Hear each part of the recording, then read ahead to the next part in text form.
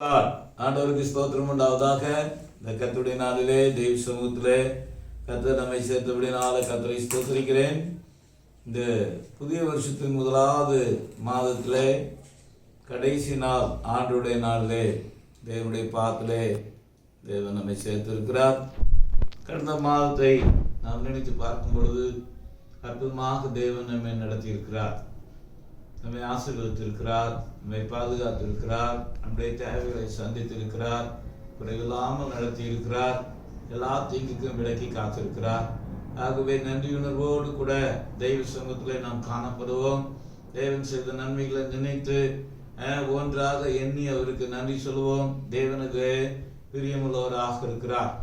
கர்த்தருடைய பிள்ளைகளாகிய நம்ம ஒவ்வொருவருக்கும் ஆலோசனையாக இந்த காலவேளை சொல்லுகிற காரியம், இந்த மாதத்தை ஆரம்பித்தனா இந்த மாதத்தின் கடைசி நாளிலே நம்முடைய ஆவிக்குரிய ஜீவியம் எப்படி இருந்தது, நம்முடைய வேத வாசிப்பின் ஜீவியம் எப்படி இருந்தது, நம்முடைய ஜெப ஜீவியம் எப்படி இருந்தது, கர்த்தருக்காக வாழ்கின்ற ஆவிக்குரிய வாழ்க்கை எப்படி இருந்தது என்று சொல்லி மதிப்பிட்டு எவாலுவேட் பண்ணி பார்க்கும்படியாக விரும்புகிறேன். கர்த்தர் நம்மை ஆசீர்வதிப்பாராக. நாம் ஒவ்வொருவரும் இந்த நாளிலே சாயந்தரத்திலேயோ ஏதோ ஒரு நாளிலே ஒரு தனியாக உட்கார்ந்து நான் தியானித்து பார்க்க வேண்டும். இந்த மாதம் எப்படி போனது, ஒழுங்காக காலையிலும் மாலையிலும் கர்த்தருடைய வேலையை தியானித்திருக்கிறேனா, காலையும் மாலையும் தேவ சமூகத்திலிருந்து ஜெபித்திருக்கிறேனா, கர்த்தரை ஆராதித்திருக்கிறேனா, ஒழுங்காக கர்த்தரை ஆராதனை செய்து கர்த்தருக்கு பிரியமான ஜீவியம் என்னுடைய வாழ்வில் காணப்பட்டிருக்கிறதா, வேத வாசிப்பிற்கும் ஜெப ஜீவியத்துக்கும் தடைகள் வந்திருக்கிறதா, அல்லது நம்முடைய ஜெபங்களுக்கு கர்த்தர் பதில் கொடுத்திருக்கிறாரா, நம்முடைய தேவைகள் எல்லாவற்றையும் சந்தித்திருக்கிறாரா என்றெல்லாம் நாம் ஒரு ஆராய்ந்து பார்த்து நம்முடைய வாழ்க்கையில குறைவுகள் இருக்குமானால் அதை எழுதி வைத்து இனிமேல் அந்த குறைவுகள் வராதபடி நாம் பார்த்து கொள்ள வேண்டியது மிகவும் அவசியமாக இருக்கிறது. நம்முடைய தேவன் அதில் பிரியமுள்ளவராக இருக்கிறார். நம்முடைய குறைவுகள் நீக்கப்பட வேண்டும். அந்த பலவீனத்தோடே நாம் அப்படியே வாழ்ந்து கொண்டிருக்கிற தேவன் விரும்ப மாட்டார். நம்முடைய ஆண்டவர் நம்மை ஆசீர்வதிக்க சித்தமுள்ளவராக இருக்கிறார்.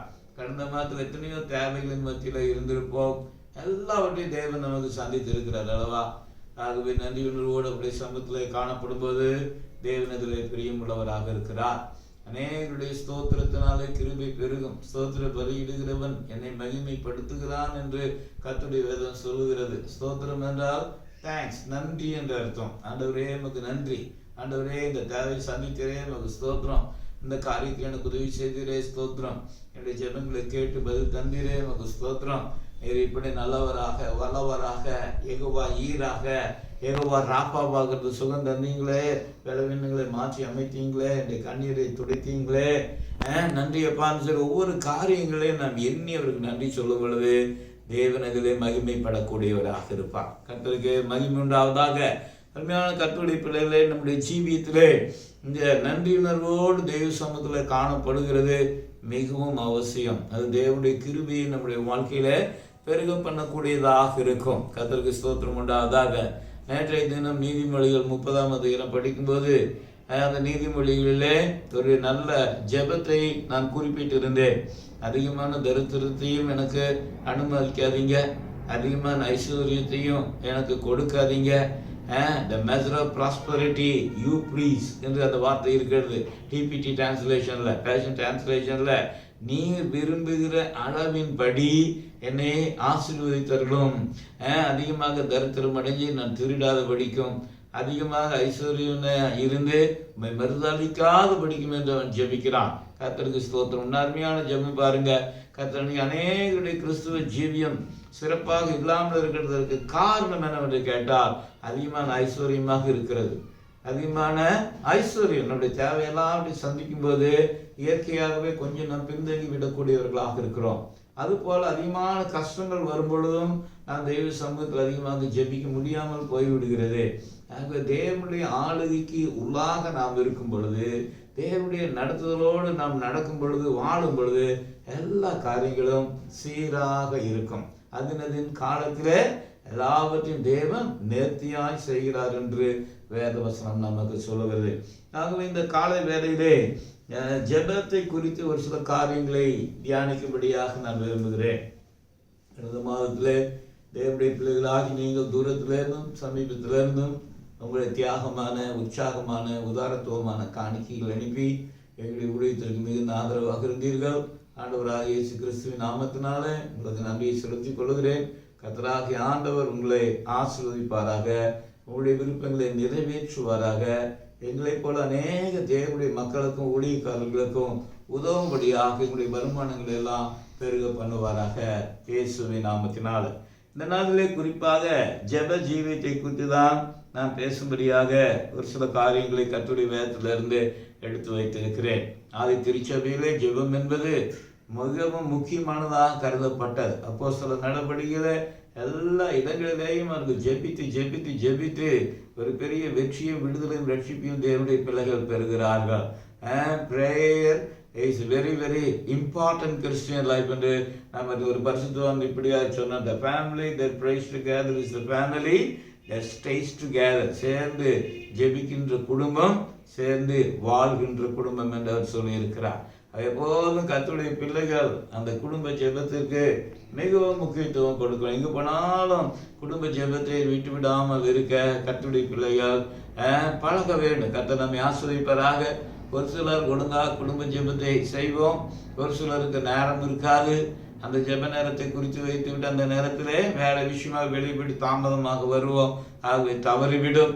அப்படியெல்லாம் இல்லாதபடி கர்த்தராகிய தேவன் அதை ஆசீர்வதிக்கும்படியாக நாம் ஜெபிக்க வேண்டும். ஜெபத்தில் நிறைய ஜெபம் இருக்கிறது. முதலாவதாக பர்சனல் ப்ரேயர். கர்த்தருடைய பிள்ளைகள் நமக்காக முதலாவது நாம் ஜெபித்து கொள்ள வேண்டும். பொதுவாக ஆதி காலங்களில் பழைய காலங்களிலே நமக்காக நாம் ஜெபிக்க மாட்டோம், மற்றவர்களுக்காகவே ஜெபித்து கொண்டு இருப்போம். நமக்காக நாம் ஜெபித்து கொள்ளுகிறதே இல்லை. இயற்கையாகவே அது அமைந்து விடும். கிறிஸ்தவன் என்றாலும் மற்றவங்களுக்காக தான் ஜெபம் பண்ணுவாங்கன்னு சொல்லிட்டு. ஆகவே நம்முடைய ஜெப ஜீவியம் சில சமயங்களில், நம்முடைய கிறிஸ்தவ ஜீவியம் சில சமயங்களில் சீராக இல்லாமல் போய்விடுகிறது. முதலாவது நமக்காக நாம் ஜெபம் பண்ண வேண்டும். என்னுடைய ஆண்டவரே, நான் அதிகமாக ஜெபிக்க உதவி செய்யுங்க, அதிகமாக வேதவாசிக்கு உதவி செய்யுங்க, அதிகமாக கர்த்தருடைய காரியங்களில் ஈடுபட உதவி செய்யுங்க, அதிகமாக கர்த்தரை ஆராதிக்கிறதற்கு, அதிகமாக கர்த்தருக்கு ஊழியம் செய்கிறதற்கு, சீரான ஒரு கிறிஸ்துவ ஜீவியத்திற்கு நான் செய்கிறதுக்கு நீங்கள் உதவி செய்ய வேண்டும். கர்த்தருக்காக எதையும் விட்டு கொடுக்கிறதுக்கு உதவி செய்திட வேண்டும். கர்த்தருக்காக ஊழியம் செய்வதற்கு நீங்கள் பலப்படுத்த வேண்டும். வெளிப்பாடுகளை தர வேண்டும். சந்திக்கிற ஜனங்களுக்கு ஆறுதலும் தேர்தலுமான பலனுமுள்ள வார்த்தைகளை சொல்ல எனக்கு நீங்கள் உதவி செய்ய வேண்டும். சமயத்திற்கேற்ற வார்த்தையை தர வேண்டும். எந்த தீங்குமனை அணுகக்கூடாது. என்னுடைய ஜெப ஜீவிதத்திற்கு தடை வரக்கூடாது. ஆண்டவரே, நீங்கள் அப்படியான ஒரு ஆசீர்வாதத்தை எனக்கு தந்துருங்கப்பா. நான் செய்கிற வேலையை நீங்கள் ஆசீர்வதிங்கப்பா. அநேக ஊழியர்களுக்கு உதவும்படி என்னுடைய கரங்களை பலப்படுத்துங்கப்பா என்று சொல்லி தனிப்பட்ட வாழ்க்கைக்கு ஒவ்வொரு கர்த்தருடைய பிள்ளையும் ஜெபிக்க வேண்டும். கர்த்தருக்கு ஸ்தோத்திரம் உண்டாவதாக. நம்முடைய அனுபவங்கள் அல்ல, நம்முடைய ஆற்றல்கள் அல்ல, நம்முடைய திறமை அல்ல, நம்முடைய உலக ஞானம் நம்மை கிறிஸ்துவுக்குள்ள நிலைப்படுத்த முடியாது, திடப்படுத்தாது, ஸ்திரப்படுத்தாது. மாறாக கர்த்தருடைய கிருபையும் கர்த்தருடைய பலனும் தான் நம்மை நடத்தக்கூடியதாக இருக்கும். கர்த்தர் நம்மை ஆசீர்வதிப்பார். தேவனுடைய பிள்ளை எப்போதும் சுய பலத்தை சார்ந்து இருக்கக்கூடாது, சுய ஞானத்தை, சுய நீதியை சார்ந்து இருக்கக்கூடாது. நாம் திட்டமிடலாம். எல்லாவற்றையும் கர்த்தருடைய பாதத்திலே நாம் ஒப்பு கொடுக்கும் பொழுது தேவன் பலப்படுத்தக்கூடியவராக இருப்பார். கர்த்தருக்கு மகிமை உண்டாவதாக. மோசை போல ஞானம் உள்ளவனை கர்த்தருடைய வேதத்தில் பார்க்க முடியாது. ஏற்றின் சகல சாஸ்திரங்களையும் கற்று தேறினவனாக இருந்தான். 40 வருடங்கள் எகிப்திலே பார்வோனுடைய அரண்மனையில் வளர்ந்தான். 40 வருடம் வனாந்தரத்தில் கொண்டு போய் கர்த்தர் அவனை ஆயுதப்படுத்தி அவனை சந்திக்கும் போது ஒரு வார்த்தை சொல்லுவார். நான் ஆபிரகாமின் தேவனும் ஈசாக்கின் தேவனும் யாக்கோபின் தேவனுமாக இருக்கிறேன். இஸ்ரவேல் ஜனங்கள் ஆளோட்டிகள் நிமித்தம் எகிப்திலே படுகிற உபத்திரவத்தை கண்டேன். அவர்களை அந்த உபத்திரவத்திலிருந்து வெளியே கொண்டு வரும்படியாக நான் உன்னை உபயோகப்படுத்த போகிறேன், நீ வா நான் கூப்பிடுவார். கூப்பிடுறதுக்கு முன்பதாக அவர் என்ன பண்ணுவார், ஒரு பெரிய ஒரு டிஸ்கஷனே அங்கே நடக்கும். கர்த்தருக்கு ஸ்தோத்திரம் உண்டாவதாக. முதல் ஆண்டவர் சொல்வார், உன் காலில் இருக்கிற பாதரட்சியை நீ கலட்டி போடணும்னு சொல்லுவார். இரண்டாவது, உன் கையில் இருக்கிற கோலை என்ன பண்ண தரையிலே தேவ சமூகத்தில் போட சொல்லுவார். கால் என்பது நம்முடைய தீவிரத்தை காட்டக்கூடியதா இருக்கிறது.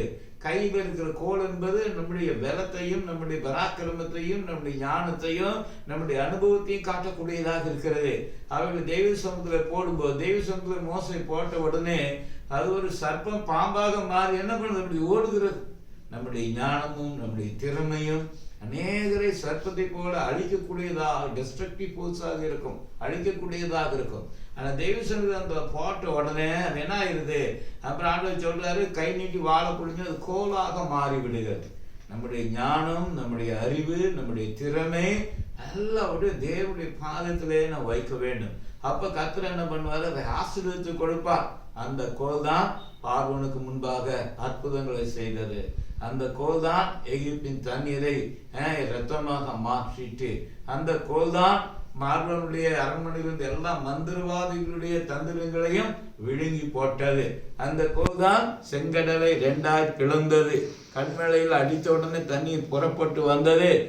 தெய்வ சமூகத்திலே நம்முடைய காரியங்களை ஒப்புக் கொடுக்கும் பொழுது அற்புதங்களை செய்கிறவர்களாக, அதிசயங்களை செய்கிறவர்களாக, தெய்வ பலனினால நிரப்பப்பட்ட ஒரு ஜீவி நமக்கு உண்டா. அது கர்த்தருடைய பிள்ளைகள் ஒவ்வொருவரும் நம்முடைய தனிப்பட்ட வாழ்க்கை, இந்த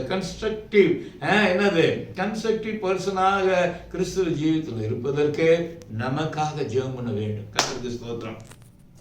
இரண்டாவதாக பாஸ்டரல் பிரேயர். நம்முடைய தகப்பனை போல், பாஸ்டர் என்பது தகப்பனை போல எல்லாருக்கும் ஜெபம் பண்ண வேண்டும். கர்த்தருக்கு ஸ்தோத்திரம். தகப்பன் என்று குடும்ப தலைவன், மனைவி, பிள்ளைகள், குடும்ப பொறுப்பு, குடும்ப உத்தரவாதம் எல்லாம் அவருக்கு தான் இருக்கும். அவர் தான் எல்லா காரியங்களையும் கவனிப்பார். பிள்ளைகளை கவனிக்கிறதுலேயும், மனைவியை கவனிக்கிறதுலேயும், பெற்றோர்களை கவனிக்கிறதுலேயும் மிகப்பெரிய பொறுப்பு புருஷனுக்கு இருக்கிறது. ஆகவே இந்த தாவன் ஜெபிக்கும் போது, ஆண்டவரே என்று சொல்லி ஒரு விசாலமான இருதயத்தோடு ஒரு காரியத்தை விட்டு விடாதபடி நன்மையை விரும்பி, ஆசீர்வாதத்தை விரும்பி, குடும்பத்தில் ஒவ்வொருவருக்காக ஜெபிக்கிறது தான் பாஸ்டரல் பிரேயர். கர்த்தருக்கு ஸ்தோத்திரம் உண்டாவதாக. இந்த பாஸ்டரல் பிரேயர் என்பது ஒரு பாஸ்டர் எப்படி ஜெபம் பண்ணுவார்? ஒரு விசுவாசி ஜெபம் பண்ண வரும்போது, பாஸ்டர் எனக்கு இந்த காரியத்துக்காக ஜெபம் பண்ணுங்கன்னா அவர் ரொம்ப பாரத்தோடு கூட ஜெபம் பண்ணுவார். தெய்வ சமூகத்தில், ஆண்டவரே இவர்களை ஆசீர்வதிக்க வேண்டும் என்று அவர் ஜெபம் பண்ணுவார். கர்த்தருக்கு மகிமை. இந்த காரியத்தை நீங்க கொடுக்க வேண்டும் என்று அவர் ஜெபம் பண்ணுவார். அந்த காரியத்தை சொல்லும்போது அவர் மனசுக்குள்ள நினைச்சிடுவார், கர்த்தருடைய வசனத்தோடு ஒப்பிட்டு பார்த்து கொள்வார். இது கர்த்தர் சித்தமா, கர்த்தர் சித்தம் இல்லையா, இது இவங்க கேட்கறது சரியா, கேட்கறது தவறான எல்லாம் தெரிஞ்சுட்டு தான் அவர் ஜெபம் பண்ணுவார். கர்த்தருக்கு ஸ்தோத்திரம் உண்டாவதாக. அது போல குடும்பத்தில் உள்ள தகப்பன் பிள்ளைகளுக்கு இது தேவை, இது தேவையில்லை, இது அவசியம், இது அவசியம் இல்லை, இது முக்கியம், இது முக்கியம் இல்லை, இப்படித்தான் இருந்தால் நல்லா இருப்பாங்கன்னு சொல்லி தெரிந்து கொண்டு அவருடைய ஆசீர்வாதத்திற்காக, நேர்மைக்காக ஜெபம் பண்ணுவார். அதுபோல கர்த்தருடைய பிள்ளைகளும் மற்றவர்களுக்காக ஜெபிக்கும் பொழுது பாஸ்டரல் பிரேயர் மிகுந்த விசாலமான இருதயத்திலே வைத்துக் கொண்டு எல்லா நன்மைகளும் கிடைக்கும்படியாக நாம் ஜெபிக்க வேண்டும். ஆண்டவராக இயேசு ஒரு இடத்துல சொல்லுவார், பொல்லாதவர்களாக நீங்கள் உங்கள் பிள்ளைகளுக்கு நல்ல ஈவை கொடுக்க அறிந்திருக்கும் போது. அல்லேலூயா. தகப்பன் ஒரு நாள் பிள்ளைகளுக்கு பொல்லாத ஈவை தரமாட்டார். உலகத்தில் நம்ம பிள்ளைகளுக்காக எதையும் நாம் செய்யக்கூடியவர்களாக இருப்போம். கர்த்தருக்கு ஸ்தோத்திரம் உண்டாவதாக. மூன்றாவதாக ப்ராப்பர்ட்டிக்கல் ப்ரேயர்னு சொல்லி ஒன்று இருக்கு. கர்த்தருடைய பிள்ளைகள் எப்போதும் ஜெபத்தில், தியானத்திலையும் கர்த்தரோடு தங்களை இணைத்து கொண்டு இருக்கும்போது, ஒரு பிரச்சனை வரும்போது, நாம் அவர்களுக்காக ஜெபிக்கும் போது, நம் ஆவியில நிறைந்து ஜெபிக்கும் போது, கர்த்தருடைய பிள்ளைகளுக்குள்ளாக தேவன் ஒரு வசனத்தை கொடுப்பார், ஏற்ற வசனத்தை தருவார். அந்த வசனத்தை அப்படியே நாம என்ன பண்ணணும்? உள்ளத்திலிருந்து டிக்ளேர் பண்ணி ஆவியில நிறைந்து கர்த்தருக்கு அவர்களை ஒப்பு கொடுக்கிறது ஜெபிக்கிறது தான் ப்ராப்பர்ட்டிக்கல் பிரேயர். அது பரிசுத்த அபிஷேகத்தின் வல்லமையோடு கூட வரக்கூடியதாக இருக்கும். கர்த்தருக்கு ஸ்தோத்திரம் உண்டாவதாக. அதை குறித்து பெருசாக நிறைய பேச வேணும் என்றால் நிறைய காரியங்கள் நான் தியானிக்க வேண்டியது இருக்கலாம். நான் அங்கே நிறுத்துகிறேன். அடுத்தது ப்ரொக்ளமேட்டரி பிரேயர்னு ஒன்று இருக்கு. நம்ம தனிப்பட்ட பொருளில் ஜெபம் பண்ணுவோம், தகப்பனை போல ஜெபம் பண்ணுவோம். அதுபோல் தீர்க்கதரிசனமாக கர்த்தருடைய பிள்ளைகளுக்காக பாரத்தோடு வசனத்தை, கர்த்தர் வார்த்தை சொல்லி, வெளிப்பாடுகளை சொல்லி, ஆவிய நிறைவோடு ஜெபம் பண்ணுவோம். சில காரியங்களுக்கு நாம் என்ன பண்ண வேண்டும்? மற்றவர்களிடத்துல ப்ரொக்ளமேட்டரி பிரேயர், பெரிய ரட்சிப்பு இருக்கு, அழிவிலிருந்து காப்பாற்றப்படுகிறதற்கு, நம்முடைய சக்திக்கு அப்பால் இருக்கிற சில காரியங்களுக்கு நம்முடைய ஊழியக்காரரிடத்திலே, நம்முடைய சகோதர விசுவாசிகளிடத்திலே சொல்லி குழுவாக ஜெபிக்கிறது. கர்த்தருக்கு ஸ்தோத்திரம் உண்டாவதாக. ப்ரொக்ளமேட்டரி பிரேயர். இப்படி நிறைய வெரைட்டிஸ் ஆஃப் பிரேயர் இருந்து கொண்டே இருக்கிறது. கர்த்தருடைய புஸ்தகத்தில் அப்போஸ்தலர் நடபடிகள் இந்த வருஷத்தின் ஆரம்பத்தில் சொன்னேன். அங்கே நீங்கள் பாருங்க, கர்த்தருடைய பிள்ளைகளாகிய தேவனுடைய பிள்ளைகள் 4ஆம் அதிகாரத்திலையும் ஜெபம் பண்றாங்க. 4ஆம் அதிகாரத்திலே, 3ஆம் அதிகாரம், அப்போஸ்தலர் 3ஆம் அதிகாரத்தில் ஒரு சப்பானியை இயேசுவின் நாமத்தில் பேதுருவும் யோவான் என்ன பண்ணுவாங்க, ஜெபம் பண்ணி கைப்பிடிச்சு தூக்கி அற்புதமாக சுகம் கொடுப்பாங்க. அதன் நிமித்தம் 4ஆம் அதிகாரத்தில் ஆசாரியர்களும் மற்றவர்களும் அவர்களை பிடித்து பல காரியங்களை விசாரிப்பாங்க.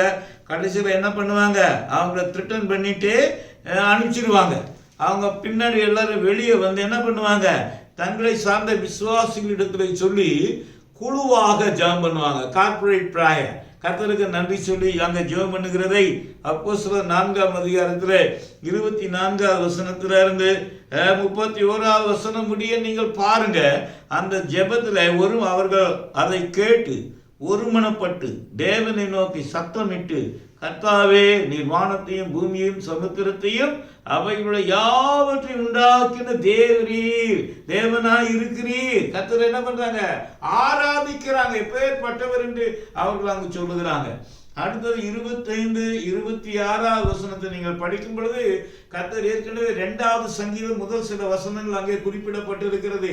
கர்த்தருடைய வார்த்தை என்ன பண்றாங்க, ஆட் பண்றாங்க. சமயத்திற்கேற்ற அந்த வார்த்தை என்ன பண்றாங்க, டிக்ளேர் பண்ணி வசனத்தை இணைத்து கொண்டு அவர்கள் ஜெபிக்கிறார்கள், கர்த்தரை ஆராதிக்கிறார்கள். கர்த்தருடைய வார்த்தையை, கர்த்தர் தந்த வாக்கை சேர்த்து கொண்டு கர்த்தருடைய வசனத்தை இணைத்து கொண்டு அவர்கள் அங்கு ஜெபிக்கிறார்கள். கர்த்தருக்கு ஸ்தோத்திரம் உண்டாவதாக. 29ஆவது வசனத்துல முக்கியமான காரியத்தை சொல்லுகிறார்கள். அவர்கள் பயமுறுத்தி, ஆசாரியர்களும் அந்த பாரம்பரியத்தில் உள்ள வேத பாரர்கள் மூப்பர்கள் எல்லாரும் பயமுறுத்தி திட்டம் பண்ணி அனுப்பிச்சிடுறாங்க.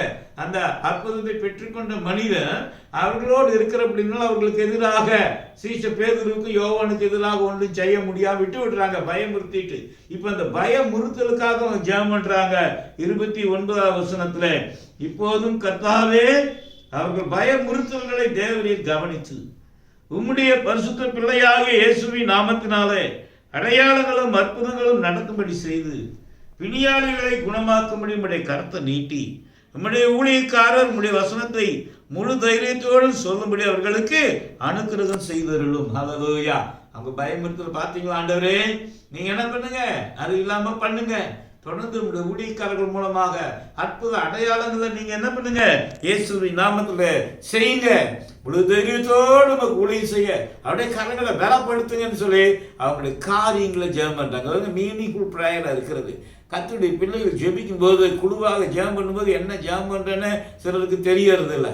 ஒரு குழுவாக ஜெபம் ஒரு மனம் உள்ளவர்களாக, அந்த பல அப்போஸ்தலர் நடவடிக்கைகள் நான் ஏற்கனவே சொன்னேன், அவர்களுக்கு அநேக கேரக்டரிஸ்டிக்ஸ்ல ஒரு மனம் உள்ளவர்களாக ஜெபம் பண்ணினார்கள் என்று சொல்லி கர்த்தருடைய பிள்ளைகளுக்குள்ளாக அந்த ஒன் அக்கார்ட், ஒரு கபடம் இல்லாத இதயம், சிங்கிள்னஸ் ஆஃப் ஹார்ட்னு சொல்லி அந்த லிவிங் டிரான்ஸ்லேஷன்ல இருக்கிறது. சிங்கிள்னஸ் ஆஃப் ஹார்ட், ஒரே மனம் உள்ளவர்களாக இருந்தார்கள், ஜெபம் பண்றாங்க. பாருங்க, அவர்கள் ஜெபம் பண்ணின போது அவர்கள் கூடி இருந்த இடம் அசைந்தது. ஹல்லேலூயா. அவர்கள் எல்லாரும் பரிசுத்த ஆவியினால் நிரப்பப்பட்டு தேவவசனத்தை தைரியமாய் சொன்னார்கள். நமக்கு தைரியம் எப்படி உண்டாகிறது? Corporate prayer. ஒரு மனதோடு கர்த்தருடைய பிள்ளைகள் ஜெபிக்கும் போது ஒரு நம்பிக்கை, தைரியம், விசுவாசம் கர்த்தருடைய பிள்ளைகளுக்கு வரும் பொழுது எழும்பி அவங்க என்ன பண்ணுவாங்க, ஷைன் பண்ணி பிரகாசிக்கக்கூடியவர்களாக இருப்பாங்க. நம்முடைய காரியங்களை கைகூடி வரப்படக்கூடியதாக இருக்கும். முதலாவது கர்த்தரை என்ன பண்றாங்க, ஆராதிக்கிறாங்க, வசனத்தை சேர்த்து கொண்டு இணைத்து ஜெபம் பண்றாங்க.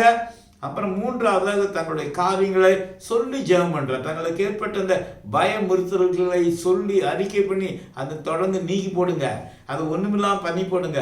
ஊழியக்காரர்கள் நல்ல தைரியத்தோடு வசனம் சொல்ல உதவி செய்யுங்க, அவர்கள் மூலமாக சயின்ஸ் அற்புத அடையாளங்களை செய்யுங்கன்னு சொல்லி எல்லாரும் ஒருமனம் ஜெபம் பண்ணும்போது கூடி இருந்த இடம் அசைந்தது என்று நான் படிக்கிறேன்.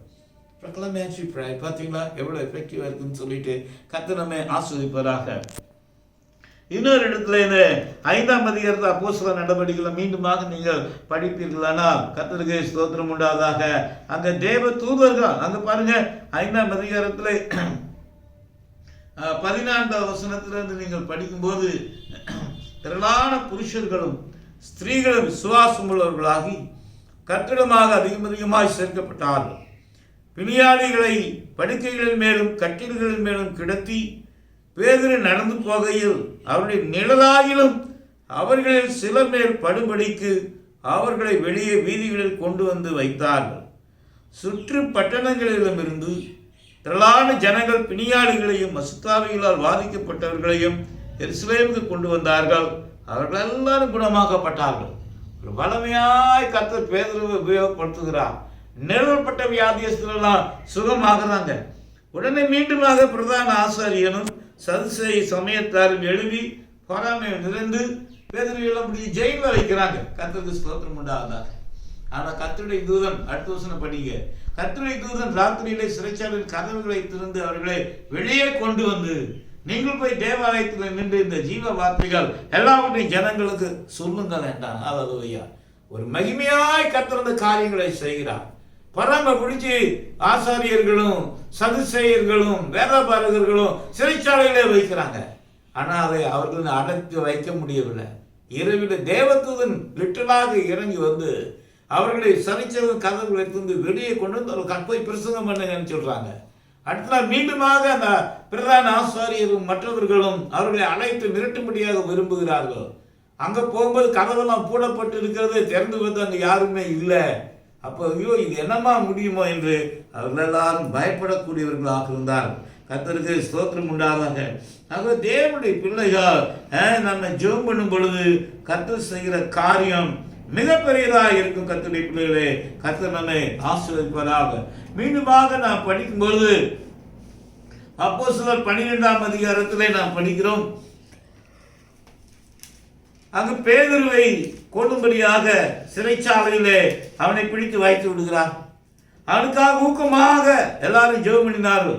12ஆம் அதிகாரம் 5வது வசனத்திலே, அப்படியே பேதுரு சிறைச்சாலையிலே காக்கப்பட்டிருக்கையில் சபையார் அவனுக்காக தேவனை நோக்கி ஊக்கத்தோடு ஜெபம் பண்ணினார்கள். கர்த்தருக்கு மகிமை உண்டாவதாக.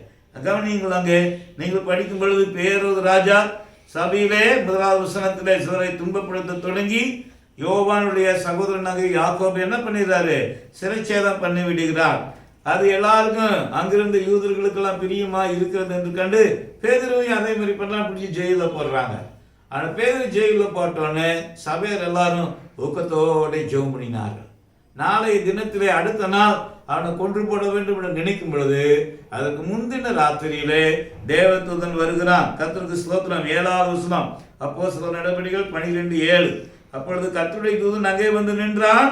அறையிலே வெளிச்சம் பிரகாசித்தது.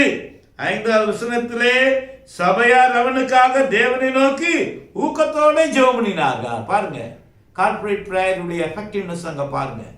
கர்த்தருடைய பிள்ளைகளாக நம்முடைய ஜீவியத்திலே நம்முடைய காரியங்களுக்காக எல்லாரும் சொல்லி கர்த்தர் சமூகத்தில் ஜெபம் பண்ணும் பொழுது தேவதூதனையும் கர்த்தர் அங்கே அனுப்புகிறார். தேவதூதன் வந்து ஜெயிலில் நின்று கதவை திறந்து பேதுரு தூங்கிட்டு இருக்காரு, தட்டி எழுப்புகிறார். கர்த்தருக்கு ஸ்தோத்திரம் உண்டாவதாக. பேதுரு ஜெபம் பண்ணலையா அப்படின்னு கேட்பாங்க சிலர். பேதுரு களைச்சு நாளைக்கு வெட்டி போட போறாங்கன்னு நினைச்சு தூங்கிட்டார், களைச்சு தூங்கியிருப்பார். ஆனால் அப்போஸ்தலனாகிய பவுல் அப்போஸ்தலர் நடவடிக்கைகள் 16ஆம் அதிகாரத்தில் அடித்து காயப்படுத்தி வேதனையோடு தொடுவங்களை மாட்டி அவங்களையும் சிறைச்சாலையில் போடுறாங்க. ஆனால் அவங்க தூங்கல, நடுராத்திரியில் ஜெபம் பண்ணி தேவனை தூய்த்து பாடினார்கள். சடுதியிலே ஹல்லேலூயா சிறைச்சாலையில் அஸ்திபாரங்கள் அசையும்படியாக ஒரு பெரிய எர்த்குவேக், பூமி அதிர்ச்சி உண்டாகி கட்டு எல்லாம் உடஞ்சி போகுது, கதவெல்லாம் திறந்து போகிறது. ஒரு பெரிய அற்புதம் அங்கே நடக்கிறது. இங்க பேதுரு தனியா ஜெயிலுக்குள்ள இருக்கிறாரு. என்ன பண்ண, தூங்கிட்டே இருக்கிறார், முடியல, களைச்சு போயிட்டாரு. கர்த்தராகிய தேவன் சபையாருடைய ஜெபத்தை கேட்டு அங்கே தூதனை அனுப்புகிறார். ஹல்லேலூயா. வந்து நின்று பேதுரை தட்டி எடுப்புறார். எடுத்து உடைய போர்வையை பொத்திக்கோ, வெளியே அந்த கதவெல்லாம் அப்படி இப்படியே திறந்துக்கு என்ன பண்றாரு, அவங்க பாட்டுக்கு வெளியே வந்து பெரிய கதவு வந்துட்டு அவரு போயிடுறாரு. ஹல்லேலூயா. கர்த்தருக்கு ஸ்தோத்திரம் உண்டாதாக. தேவனுடைய பிள்ளைகளை சாத்தான் அடைக்க முடியாது. பிசாசின் கிரியைகளை ஜெயித்த இயேசு உங்களுக்காகவும் எனக்காகவும் நாம் இருக்கிற எல்லா கட்டுகளையும் ஜெயிக்கப்படக்கூடியவராக இருக்கிறார். கர்த்தருக்கு மகிமை உண்டாவதாக. நாம் சில சமயத்தில் களைத்து போயிடுவோம், சில சமயங்களில் சோர்ந்து போய்விடுவோம், நம்முடைய காரியங்கள் எதுவுமே நடக்காதது போல இருக்கும். ஒரு பெரிய அழிவுக்கு நேராக நாம் நியமிக்கப்பட்டிருக்கிறது போல தெரியும். விடுதலையே இனி இல்லை என்று நினைக்கக்கூடிய சூழ்நிலை உண்டாகும். அதுதான் சில தேவனுடைய பிள்ளைகளுக்கு இந்த நாட்களில் இருக்கக்கூடியதாக இருக்கிறது. ஆனால் கர்த்தருடைய பிள்ளைகளை உற்சாகப்படுங்கள். தேவன் நமக்காக எல்லாவற்றையும் செய்து முடிக்கிறார். கர்த்தருடைய பிள்ளைகளாக எல்லாரும் ஊக்கமாய் ஜெபம் பண்ணுகிறார். ஏதாவது பிரச்சனை வரும் பொழுது இந்த கார்ப்பரேட் பிரேயரா நம்ம என்ன பண்ண, கூடி ஜெபம் பண்ண வேண்டும். குழுவாக எல்லாரும் ஜெபம் பண்ணுறாங்க. கர்த்தருக்கு ஸ்தோத்திரம் உண்டாவதாக. தேவ தூதனை அனுப்பி பேதுருவை விடுதலை செய்கிறார். பேதுரு நேரம் என்ன பண்றாரு, அவர் வீட்டுக்கு போறார். வீட்டுக்கு போகும்போது போய் கதவை தட்டுறார். எல்லாரும் அங்கே ஊக்கமாக ஜெபம் பண்ணி கொண்டிருந்தார்கள் என்று மீண்டுமாக 12வது வசனத்தில் போடப்பட்டு இருக்கிறது. அவன் இப்படி நிச்சயித்து கொண்டு மார்க்கு என்னும் பெயர் கொண்ட யோவானுடைய தாயாகிய மரியாள் வீட்டுக்கு வந்தான். அங்க அநேகர் கூடி ஜெபம் பண்ணி கொண்டிருந்தார். பாத்தீங்களா, வீட்டுக்குள்ள எல்லாரும் ஜெபம் பண்ணிட்டு இருக்கிறாங்க. பேதுரு அங்க வந்துட்டார், விடுதலை அடைஞ்சு. அவன் தரிசனம் பார்க்குற மாதிரி தான் நினைச்சாரு. அப்புறம் தேவதூதனே வந்து நம்ம விடுதலை செய்திருக்காருன்ட்டு அங்க வீட்டுக்கு வந்து கதவை தட்டுறார். அப்ப ரோதைன்னு ஒரு பொண்ணு வந்து பேதுரு சத்தத்தை கேட்டு கதவை திறக்கல. சந்தோஷத்துல போய் எல்லாத்தையும் ஜபத்தை நின்று சொல்ற, பேதுரு நிக்கிறாருன்னு சொல்லிட்டு அங்க ஒருத்தர் சொல்லுகிறதை கவனிங்க. அவர்கள் நீ பிதற்றுகிறாய் என்றார்கள். அவளும் அவர்தான் என்று உறுதியாய் சாதித்தார்.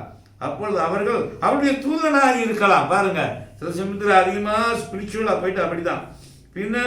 பின்னும் தட்டி கொண்டிருந்தான். அவர்கள் திறந்த போது அவனை கண்டு பிரமித்தார் என்று. Extraordinary miracle. அதாவது பினாமினா. அருமையான கர்த்தருடைய பிள்ளைகளே, நாம கூடி இந்த கார்ப்பரேட் பிரேயர் எல்லாரும் சேர்ந்து ஜெபம் பண்ணும் பொழுது நமக்காக தேவன் செய்கிற அற்புதங்கள் சூப்பர் நேச்சுரலா இருக்கும். ஹல்லேலூயா. எதுவுமே நடக்காது போல இருந்தாலும் தேவன் எங்கேயோ கிரியை செய்வார். ஒரு பெரிய ரட்சிப்பு உண்டாகிறதை நாம் இங்கு பார்க்கிறோம். நம்முடைய காரியங்களை கர்த்தருடைய சமூகத்தில் ஒரு மனதோடு ஊக்கத்தோடு தைரியத்தோடு நான் சொல்லுவோம். கர்த்தர் நம்மை ஆசீர்வதிப்பாராக. மூன்றாவதாக நாம் இன்னொரு இடத்துல நான் பார்க்கும்போது கார்ப்பரேட் என்ன பண்றாங்க, அதாவது corporate work against the promises of God. தேவனுடைய பிள்ளைகள் கர்த்தர் தந்த வாக்கை நம்பாதபடி அதற்கு எதிராக கிரியை செய்கிற ஒரு நிகழ்வு பழைய ஏற்பாட்டில் எண்ணாம புஸ்தகத்திலே 14ஆம் அதிகாரம் 39வது வசனத்திலிருந்து 45வது வசனம் முடிய நீங்க வீட்டில் அப்புறம் படித்துக் கொள்ளுங்க. கர்த்தர் அங்கே எண்ணாம 13ஆம் அதிகாரத்திலே வனாந்திரத்தில் இருந்த இஸ்ரவேல் ஜனங்களை மோசே நடத்தி கொண்டு வருகிறார். கடைசியில் கானான் எப்படி இருக்கிறது என்று வேவு பார்க்கும்படி பல இஸ்ரவேல் 12 கோத்திரங்களிலே 12 பேரை தெரிந்தெடுத்து கானானுக்கு அனுப்புறார். அவங்க போய் எல்லாம் என்ன பண்றாங்க, ஸ்பை பண்ணிட்டு அங்கு இருந்து சில கனிகளை கொண்டு வருவார்கள். கர்த்தருக்கு ஸ்தோத்திரம் உண்டாவதாக. எண்ணாமம் 14ஆம் அதிகாரம்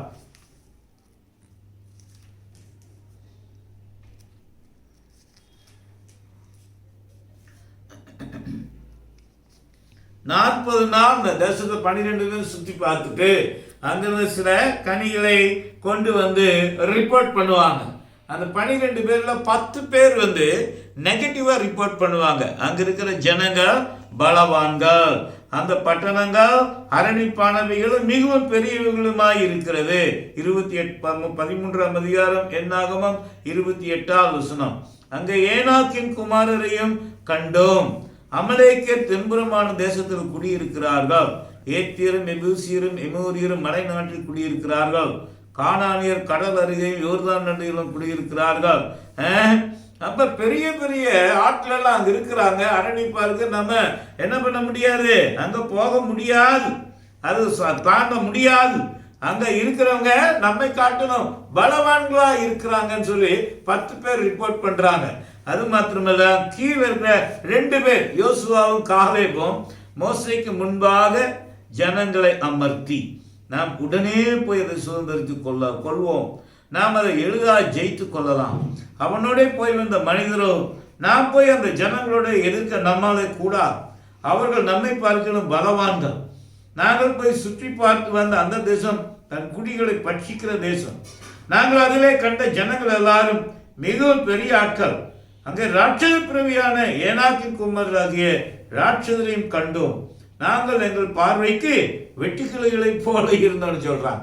அங்க இருக்கிற ஜனங்கள் பெரிய பெரிய ஆளா இருக்கிறாங்க, நாங்க அவங்க பார்வைக்கு வெட்டுக்கிளைகளை போல இருக்கிறோன்னு சொல்லிட்டு அவங்களையே அவங்க மதிப்பிட்டு கொள்றாங்க, நெகட்டிவா சொல்றாங்க. ஆண்டு சொல்ல ஒருவங்களை என்ன பண்ணுவான், 10 பேர் 2 பேர் 1000 பேர், ஒருவன் 100 பேர் 2 பேர் 1000 பேருன்னு கர்த்தர் பலப்படுத்தி காண்டாமிருகத்திற்கு பலனை கொடுப்பேன் அப்படியெல்லாம் சொல்லி அவங்க ஆசீர்வதித்து வைத்திருந்தாரு. இவங்க வந்து நாங்க வெட்டுக்கிளிகளை போல இருக்கிறோம்னு சொல்லிட்டு இருக்கிறாங்க. செல்ஃப் எஸ்டிமேஷன் பார்த்தீங்களா எப்படி இருக்குது, நீ பலவான், உன்னால முடியாத காரியம் ஒன்றுமில்லை, நீ உயிரோடு இருக்கிற நாடெல்லாம் ஒருவனும் உனக்கு முன்பாக எதிர்த்து நிற்பதில்லை, உனக்கு விரோதமாய் எழும் எந்த ஒரு ஆயுதம் வாய்க்காது போ. உன் தேவனாய் கர்த்தர் நீ போக முடியுமெல்லாம் உன்னோடு வருகிறார். உனக்காக யுத்தங்களை நடப்பிக்கிற தேவன் உன் தேவனாகி கர்த்தர். கர்த்தர் அவர்களுக்கெல்லாம் கூட இருக்காரு, தைரியப்படுத்துறார், பலப்படுத்துறார். இவன் சொல்ற, நான் வெட்டுக்கிளி போல அந்த ஜனங்களுக்கு முன்பாக இருக்கிறேன். ரிப்போர்ட் அப்படி வந்த உடனே இஸ்ரவேலின் பாளையத்தில் ஒரு பெரிய கூக்குரல். 14ஆம் அதிகாரம் புலம்புறாங்க. உடனே என்ன பண்றாங்க, ஒரு பெரிய ஒரு டிஸ்கரேஜ்மெண்ட் அங்க வந்து விடுகிறது. அருமையான கர்த்தருடைய பிள்ளையே, இந்த பூமியில நீ வெட்டுக்கிளி போல அல்ல, பலவான்களை ஜெயிக்கின்ற ஹல்லேலூயா மகா பெரிய பலன் உனக்குள்ளாக தேவன் வைத்திருக்கிறார். உனக்குள்ளாய் வாசம் பண்ணி இருக்கிற தேவன் யார் தெரியுமா? வானத்தையும் பூமியும் சமுத்திரத்தையும் உண்டாக்கின தேவன், சூரியனை காட்டிலும் பிரகாசிக்கிற தேவன், மகிமை நம்பிக்கையாக உனக்குள்ளே இருந்து உன்னை நடத்துகிறார். நீ வெட்டுக்கிளி கிடையாது, எல்லாவற்றையும் ஜெயிக்க பிறந்தவன். அப்போஸ்தலனாகிய பவுலுடைய குழுவினரும் ஊழியம் செய்து கொண்டு வரும்பொழுது, இதோ உலகத்தை கலக்குகிறவர்கள் இங்கேயும் வந்திருக்கிறார்கள் என்று அவர்களுக்கு பெயர் ஏற்பட்டது. நீ உலகத்தை கலக்குகிறவனாக, பிசாசின் கிரியைகளை அழிக்கிறவனாக, தேவனுடைய பிள்ளையே, நீ மகா பெரிய பலனோடு நின்று கொண்டு இருக்கிறாய். உன்னோடு இருக்கிற ஆண்டவர் உனக்கு முன்பாக பாளையத்திலே மேகமாய் பகலிலே நிற்கிறதை, இரவில் அக்னி ஸ்தம்பமாய் எழுந்தருளி வெளிச்சமாய் நிற்கிறதை நோக்கிப்பார். அவர்களோடு கூட அந்த தேவன் இல்லை. ஆகவே யுத்தங்களை நடப்பிக்கிறவர் நீங்கள் அல்ல. பைபிள் சொல்லி வேதம் சொல்லுகிறது, யுத்தம் உங்களுடையதல்ல, யுத்தம் கர்த்தருடையது.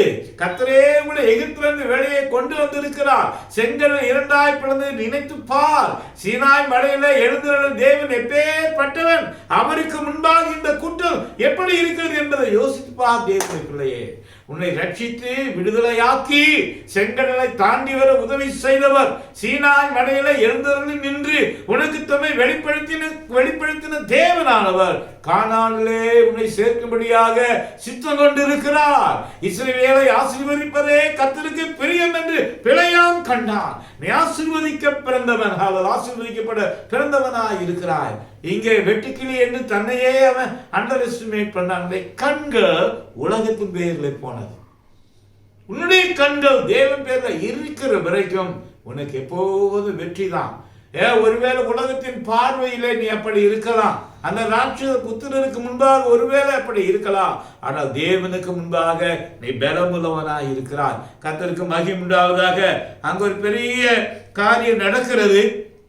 அப்ப கர்த்தர் ரொம்ப வருத்தப்பட்டு அவர்கள் என்ன பண்ணுவாரு, இங்க இருக்கிற எல்லாரும் என்ன பண்ணுவாங்க, இந்த சந்ததியார் என்ன பண்ணுவாங்க, எல்லாரும் இந்த வனாந்தரத்துல இறந்துருவாங்க அப்படின்னு சொல்லுவார். கர்த்தருக்கு மகிமை உண்டாவதாக. இந்த சந்ததியில யோசுவாவும் காலேபும் 2 பேர் மட்டும்தான் போவாங்க. மீதி இருக்கிற எல்லாம் அவங்களுடைய பிள்ளைகள்லாம் கொண்டு போய் சேர்ப்பேன்னு சொல்லுவார். அப்ப கர்த்தர் மோசே கிட்ட சொன்னதே மோசே ஜனங்களுக்கு சொல்லுவான். அப்போ 39வது வசனம், மோசே இந்த வார்த்தைகளை இஸ்ரவேல் புத்திரர் அனைவருடன் சொன்னபோது ஜனங்கள் மிகவும் அழுதார்கள் என்று படிக்கிறோம். சில சமயத்துல கர்த்தர் சொல்லி கர்த்தர் கூட இருந்தா கூட, கர்த்தர் தங்கி இருந்தாலும் அவருடைய நடத்துதலையும் அவருடைய ஆசீர்வாதத்தையும் எல்லாம் அனுபவித்தாலும் கூட சில சமயங்களிலே என்ன பண்றாங்க, கர்த்தரை விட்டு விலகுகிற முறுமுறுக்கிற அந்த கூட்டத்தை நாம் பார்க்கிறோம். கர்த்தர் ரொம்ப வருத்தப்பட்டு அவர்கள் எல்லாம் என்ன பண்றாங்க, இப்படி என்னால் அவர்களோடு இருந்து நம்பாதபடியினால அவர்கள் வனாந்தரத்தில் மறித்து விடுவார்கள் என்று சொல்லுகிறார். அவருடைய பிள்ளைகளை நான் சேர்ப்பேன்னு சொல்றார். அப்போ இவங்க என்ன பண்ண, கர்த்தர் சொன்ன வார்த்தை மோசே சொன்ன உடனே, ஐயோ நாங்க தப்பு பண்ணிட்டோம், எல்லாரும் அழுது என்ன பண்ணுவாங்க, அவங்க சொல்றதை 40வது வசனத்துல கவனியுங்க. 39 ஜனங்கள் மிகவும் துக்கித்தார்கள். அதிகாலமே அவர்கள் எழுந்திருந்து நாங்கள் பாவம் செய்தோம், கர்த்தர் வாக்குத்தத்தம் பண்ண இடத்துக்கு நாங்கள் போவோம் என்று சொல்லி மலையின் உச்சியில் ஏற துணிந்தார். இப்போ ஒரு வைராக்கியம் வந்துருச்சு, துக்கம், ஐயோ நம்ம தப்பு பண்ணிட்டோம், நம்ம என்ன பண்ணணும், உடனே ஏறி போய் பிடிச்சி மலை மேல ஏறுறாங்க. அப்ப மோசே சொல்றாரு, நீ போகாதே. அவர்கள் மோசேவர்களை நோக்கி, நீங்கள் இப்படி கர்த்தரின் கட்டளையை மீறுகிறது என்ன, அது உங்களுக்கு வாய்க்காது. நீங்கள் சத்துருக்களுக்கு முன்பாக முறியடிக்கப்படாதபடிக்கு ஏறி போகாதிருங்கள். கர்த்தர் உங்கள் நடுவில் இரார். அமலேக்கியர் கானானியர் அங்கே உங்களுக்கு முன்னே இருக்கிறார்கள், பட்டயத்தினால் விடுவீர்கள். நீங்கள் கர்த்தரை விட்டு பின்வாங்கினபடியினால் கர்த்தர் உங்களோடு இருக்க மாட்டார் என்றான். பாருங்க, கர்த்தருக்கு ஸ்தோத்திரம் உண்டாவதாக. கர்த்தரை விட்டு பின்வாங்கி நாம் போகும்போது கர்த்தர் நம்மோடு இருக்க மாட்டார்னு வேதவசனம் சொல்லக்கூடியதாக இருக்கிறது. அருமையான கர்த்தருடைய பிள்ளைகளே, இந்த நாளில் நீ ஒரு நாள் கர்த்தரை விட்டு பின்வாங்காத ஒரு நிலையை நீ காத்துக்கொள்ள வேண்டும். இப்பொழுது இருக்கிற நிலைமைகளை தேவன் மாற்ற வல்லவர். இப்பொழுது இருக்கிற கஷ்டங்களை மாற்ற வல்லவர். இப்பொழுது காரியங்கள் வாய்க்காமல் இருக்கிறதற்காக நீ கவலைப்படாதே.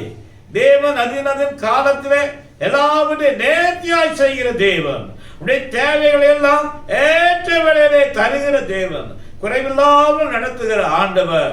உன் பணியை அளந்து உன் மடியிலே போடுகிற ஒரு தேவன் உனக்கு இருக்கிறார். ஆண்டவர் விரும்பு the God who please you to give the measure of prosperity that will reach you in time. ஏற்ற வேளையிலே அவர் விரும்புகிற உனக்கு ஏற்ற ஆசீர்வாதத்தை ஏற்ற வேளையிலே கொண்டு வந்து சேர்ப்பார். உற்சாகப்படுங்கள், தைரியப்படுங்கள், திடப்படுங்கள். ஒரு நாள் கர்த்தரை விட்டு பின்வாங்காது இருங்க. கர்த்தரை விட்டு பின்வாங்கி போகும் பொழுது மோசே என்று சொல்லுகிறார், கர்த்தர் உங்களோடு இருக்க மாட்டார்னு சொல்றார். போகாதே, நீ துக்கப்பட்டது பரவாயில்ல, கர்த்தருக்கு எதிராக முறுமுறுத்தது பரவாயில்ல, கர்த்தர் தந்த வாக்கை நீ மீறினது பரவாயில்ல. கர்த்தருடைய பிள்ளைகள் கொண்டு துர்ச்செய்தியை கேட்டு புலம்பினாலும் முறுமுறுத்தாலும் பரவாயில்லை. இப்ப நீ துக்கப்பட்டு உடனே ஏறாதே, அங்க கர்த்தர் இருக்க மாட்டாரு. நீ முறுமுறுத்தபடினால கர்த்தர் உன்னை விட்டு போய்விட்டா உங்களோடு இருக்க மாட்டார், போகாதிருங்க. ஊழியக்காரன் சொல்ற, இல்ல நாங்க உடனே போவோம். ஆனாலும் அவர்கள் மலை உச்சியிலே ஏற துணிந்தார்கள். அங்க இன்னொன்று இருக்கு, கர்த்தருடைய உடன்படிக்கை பெட்டையும் மோசையும் பாளையத்தை விட்டு போகவில்லை. ஹல்லேலூயா. தேவனுடைய பிள்ளைகள் ஒரு யுத்தத்துக்கு போகும்போது அவர்களுக்குள்ள ஒரு ஒழுங்கு இருந்தது. எல்லாரும் திரண்டு வந்து நிற்பாங்க. கர்த்தருடைய ஊழியக்காரன் ஆசாரியன் வந்து அவர்களை என்கரேஜ் பண்ணி ஆசீர்வதிப்பார். கர்த்தர் உங்களோடு இருப்பார், கர்த்தர் பரிசுத்தர் என்று பாடுவாங்க. பயந்தாங்களை திரும்பி போய்விடு, திடனற்றுடன் போய்விடு என்று எல்லாரையும் நீக்கிட்டு ப்ரிப்பேர் பண்ணி கர்த்தருடைய உடன்படிக்கை பெட்டியோடு யுத்தத்துக்கு போவாங்க. கர்த்தருடைய ஊழியக்காரன் ஆசீர்வாதத்தை அனுப்புவான். இப்ப மோசே போல உடன்படிக்கை பெட்டி போல இவங்க உடனே யுத்தத்துக்கு போறாங்க. அருமையான கர்த்தருடைய பிள்ளைகள் சொல்றார், கர்த்தர் உங்களோடு இருக்க மாட்டான்னு சொல்றார். கர்த்தர் இல்லாதபடி, கர்த்தருடைய ஊழியக்காரன் இல்லாதபடி, கர்த்தருடைய வார்த்தை இல்லாதபடி எந்த ஒரு காரியத்தை நீங்கள் செய்யாதிருங்கள். அருமையான கர்த்தருடைய பிள்ளைகளே, கர்த்தர் உங்களுக்கு முன்பாக புறப்பட வேண்டும். கர்த்தருடைய வார்த்தை உங்களுக்கு முன்பாக புறப்பட வேண்டும். தேவனுடைய ஊழியக்காரனை ஆசீர்வதிக்க வேண்டும். நீ கர்த்தரோடு இருந்து யுத்தத்துக்கு போவையானால் ஒரு பெரிய பலனும் சந்தோஷம் உனக்கு உண்டாகும். பலம் உள்ளவனுக்காகிலும் பலமற்றவனுக்காகிலும் உதவி செய்கிறது கர்த்தருக்கு லேசான காரியம் என்று வேதம் நமக்கு சொல்லுகிறது. அருமையான கர்த்தருடைய பிள்ளைகளை உற்சாகப்படுங்க. The collective people வந்து they are working against the promises of God. Therefore Moses warned them not to go to the battlefield because God is not with you and the covenant box is not going before you. The presence of God is missing. So don't go. போகாதேன்னு சொல்றாரு. இவன் நாங்க போய் உடனே பிடிச்சிக்குவா போறாங்க. பைபிள போட்டிருக்கு, அப்பொழுது அமலேக்கியரும் கானானியரும் அந்த மலையிலிருந்து இறங்கி வந்து அவர்களை முறியடித்து அவர்கள் ஒவ்வொரு மட்டும் துரத்தினார்கள். டிஃபீட் அவங்களுக்கு கிடைக்கிது. கர்த்தர் இல்லாம, அவருடைய வார்த்தை இல்லாம, அவருடைய நடத்துதல் இல்லாம, ஊழியக்காரருடைய ஆசீர்வாதம் இல்லாம எந்த ஒரு காரியத்தை செய்தாலும் தோல்வியிலே முடிகிறதை நம்ம அங்கு பார்க்கிறோம். இந்த நிலைமை கர்த்தருடைய பிள்ளைகளுக்காக வரக்கூடாது. குழுவாக எல்லாரும் எழும்பி முறுமுறுத்து புலம்பி கர்த்தருடைய அதுக்கு நெகட்டிவான ஒரு பிரசன்டேஷன் தான். கர்த்தருடைய பிள்ளைகள் எப்போதும் தேவன் என்ன நினைக்கிறார்னு பார்க்கணும். கர்த்தருடைய வார்த்தை என்ன சொல்லுகிறது என்று பார்க்க வேண்டும். கர்த்தர் என்ன விரும்புகிறார் நீ அறிந்து கொண்டு நீ செயல்பட வேண்டும். கர்த்தர் விரும்பாத காரியத்தை செய்வாயானா கர்த்தர் உன்னை விட்டு விலகி விடுவார். அங்க கர்த்தருக்கு நடுவில் இருக்க மாட்டோம் அப்படின்னு சொல்றாரு. நீ பின்வாங்கினபடினால அவர் சொல்லுகிறதை கவனியுங்கள். மேல பாருங்க, 43வது எண்ணாமம் 14:43. அமலேக்கியரும் கானானியரும் அங்கே உங்களுக்கு முன்னே இருக்கிறார்கள், பட்டயத்தினால் விழுவீர்கள். நீங்கள் கர்த்தரை விட்டு பின்வாங்கினபடியா, அண்டர்லைன் தட் வேர்ட், கர்த்தர் உங்களோடு இருக்க மாட்டார். எந்த நாளிலேயே நம்முடைய ஜீவியம் கர்த்தரோடு இணைந்து இருக்க வேண்டும். ஹல்லேலூயா. தேவனோடு நீ இணைத்து கொண்டதுக்கு அடையாளம் காலைதோறும் தெய்வ சமூகத்திலே ஜெபிப்பார், காலைதோறும் கர்த்தருடைய வேதத்தை தியானிப்பார், கர்த்தரிடத்திலே உடைய காரியங்களை ஒப்புக் கொடுப்பாய், கர்த்தருக்காக எதையும் விட்டு கொடுப்பாய், கர்த்தருக்காக எதையும் சகிக்கக்கூடியவராய் இருப்பாய். கர்த்தர்தான் வாழ்வின் மையமாக இருப்பார். அப்படி இருக்கும்போது கர்த்தர் உன்னோடு இருந்து போகிற இடங்களிலெல்லாம் சத்துருக்களுக்கு எதிராக நின்று நீ கர்த்தரே யுத்தங்களை நடப்பித்து வெற்றியை கொண்டு வருவார். இங்கே முறுமுறுத்து புலம்பி எல்லாரையும் துக்கப்படுத்தி கர்த்தருடைய வார்த்தை இல்லாதபடி, கர்த்தருடைய நடத்து இல்லாதபடி, கர்த்தருடைய ஊழியக்காரன் இல்லாதபடி காரியத்தில் ஓங்கி துணிஞ்சு தைரியமா போறது போல போறாங்க. கர்த்தரின் சத்துருக்கள் என்னமாங்க எழுப்பி வந்தவர்களை முறியடித்து கீழே தள்ளி விடுகிறார்கள். நம்முடைய ஜீவியத்தில் அப்படி இருக்கக்கூடாது. Corporate rebelliousness against the promises of God will end in failure. அப்படி இருக்கக்கூடாது. கர்த்தர் நம்மை ஆசீர்வதிப்பாராக. அடுத்த அதிகாரத்தில் நீங்கள் படிப்பீர்களானால் ஊழியக்காரனுக்கு எதிராக ஒரு 250 பேர் எழும்பி இஸ்ரவேலின் பாளையத்திலே ஒரு குரூப் ஆஃப் பீப்புள் வந்து they are talking against Moses and the priest act. அடுத்த அதிகாரத்திலே அது இருக்கிறது. அப்போ வந்து ஒரு பெரிய டிஸ்ட்ரக்ஷன் அங்கே ஏற்படுது. வீட்டில் நீங்கள் படித்துக் கொள்ளுங்கள். கர்த்தர் நம்மை ஆசீர்வதிப்பாராக. எசேக்கியேல் 33ஆம் அதிகாரம் 30வது வசனத்திலிருந்து 33வது வசனம் முடிய அங்கு எசேக்கியேல் இடத்துல ஒரு காரியத்தை நாம் அங்கு வாசிக்கிறோம். அந்த காரியத்தை வாசிக்கிறேன்.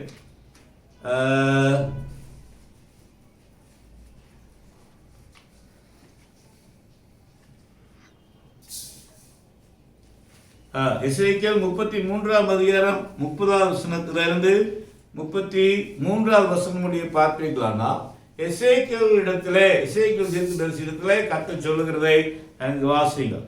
உன் ஜனத்தின் புத்திரர் சுவர் ஓரங்களிலும் வீட்டு வாசல்களிலும் உன்னை குறித்து பேசி கர்த்தரிடத்திலே புறப்பட்ட வார்த்தை என்னவென்று கேட்போம் வாருங்கள் என்று ஒருவரோடொருவர் சகோதரனுடைய சகோதரன் சொல்லி ஜனங்கள் கூடி வருகிற வழக்கத்தின்படியே உன்னிடத்தில் வந்து உனக்கு முன்பாக என் ஜனங்கள் போல் உட்கார்ந்து உன் வார்த்தைகளை கேட்கிறார்கள்.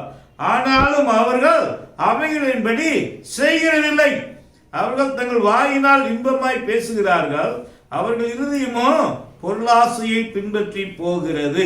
கர்த்தருக்கு ஸ்தோத்திரம் உண்டாவதாக. ஒரு குரூப் ஆஃப் பீப்புள் எசேக்கியேல் இடத்துல வந்து கர்த்தருடைய வார்த்தையை கேட்போன்னு சொல்லி பேசி வர்றாங்க, உனக்கு முன்பாக உட்கார்றாங்க, நீ சொல்லுகிற வார்த்தைகளை கேட்கிறாங்க, ஆனா அந்த வார்த்தையின்படி அவர்கள் செய்கிறது இல்லை.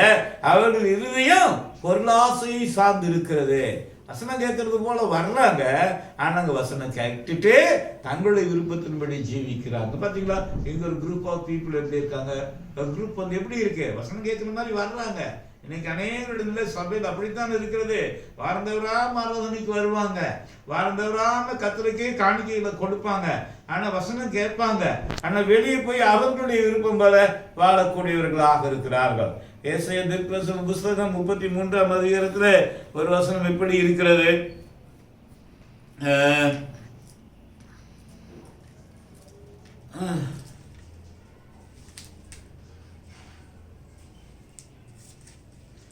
சியோனில் உள்ள பாவிகள் திகைக்கிறார்கள், மாயக்காரரை நடுக்கம் பிடிக்கிறது. இப்படி அங்க நான் படிக்க சியோனில் உள்ள பாவிகள்னு சொல்லி குறிப்பிடுகிறார். கர்த்தருடைய ஆலயத்துல வந்து ஆராதிக்கிறதும் ஜெபிக்கிறதும் வசனம் கேட்கிறதும் காணிக்கை கொடுக்கிறதும் வசனம் எல்லாம் கேட்டு வெளியே போய் அந்த வசனத்தை இம்ப்ளிமெண்ட் பண்ணாம நம்முடைய விருப்பம் போலயே வாழ்ந்து கொண்டு இருப்போமானால் அதிலே ஒரு பிரயோஜனம் கிடையாது. இங்க அவர்களுக்கு சியோனில் உள்ள பாவிகள்னு போட்டிருக்கு.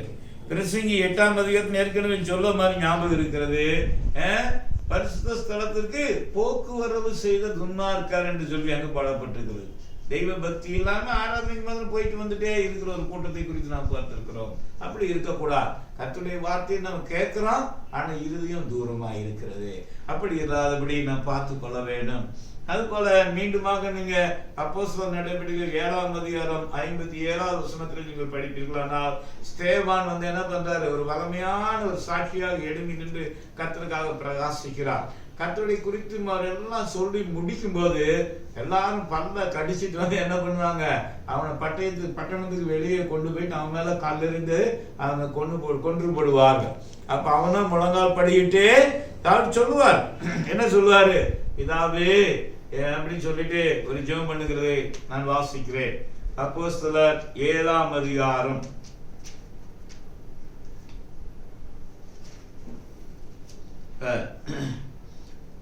அப்பொழுது அவர்கள் உரத்த சத்தமாய் கூக்குரலிட்டு தங்கள் காதுகளை அடைத்துக் கொண்டு ஒருமனப்பட்டு அவன் மேல் பாய்ந்து, அங்க ஒருமனப்பட்டு ஜெபம் பண்ணி அங்க அவர் கூடியிருந்த இடம் அசைந்ததுன்னு படிக்கிறோம். இங்க கர்த்தருடைய மனுஷனை ஒருமனப்பட்டு கொலை செய்கிறார்கள். இங்க கவனியுங்க, ஒருமனப்பட்டு அவன் மேல் பாய்ந்து அவனை நகரத்துக்கு புறம்பே தள்ளி அவனை கல்லெறிந்தார்கள். 59வது வசனம். அப்பொழுது கர்த்தராகிய இயேசுவே, என் ஆவியை ஏற்றுக்கொள்ளும் என்று ஸ்தேவான் தொழுது கொள்ளுகையில் அவனை கல்லெறிந்தார்கள். அவனோ முழங்கால் படியிட்டு, ஆண்டவரே, இவர்கள் மேல் இந்த பாவத்தை சுமத்தாதிரும் என்று மிகுந்த சத்தம் விட்டு சொன்னான். இப்படி சொல்ல நித்திரை அடைந்தான். பாருங்க, குழுவா ஒருமனப்பட்டு வந்து கர்த்தருடைய மனுஷனை அவங்க கல் அடிச்சு கொண்டு போடுறாங்க. அவர் சொல்றாரு, என்ன பண்றது, என் ஆவியை ஏற்றுக்கொள்ளுங்கன்னு கர்த்தர்கிட்ட தன்னுடைய ஆவியை ஒப்பு கொடுக்கிறார். அதுக்கு மேலே படிப்பீர்களானால் 55வது வசனத்திலே, அவன் பரிசுத்த ஆவியினாலே நிறைந்தவனாய் வானத்தை அண்ணாந்து பார்த்து தேவனுடைய மகிமையையும் தேவனுடைய வலது பார்சத்தில் இயேசுவானவர் நிற்கிறதையும் கண்டு, அதோ வானங்கள் திறந்திருக்கிறதையும் மனுஷகுமாரன் தேவனுடைய வலது பார்சத்தில் நிற்கிறதையும் காண்கிறேன் என்றான். கர்த்தருடைய வசனங்கள் எல்லா இடத்திலுமே பிதாவின் வலது பார்சத்திலே இயேசு வீற்றிருந்தார், உட்கார்ந்தார் என்றெல்லாம் படிக்கிறோம். இங்கே மாத்திரம்தான் பிதாவுடைய வலது பார்சத்திலே இயேசுவானவர் நிற்கிறதையும் நம்ம படிக்கிறோம். அருமையான தேவனுடைய பிள்ளையே, நீ துன்பப்படுகிறாய்னா ஆண்டவராக இயேசு எழுந்து நிற்பார். நீ கஷ்டப்படுவாய்னா ஆண்டவராக இயேசு எழுந்து நின்று கவனிப்பார்.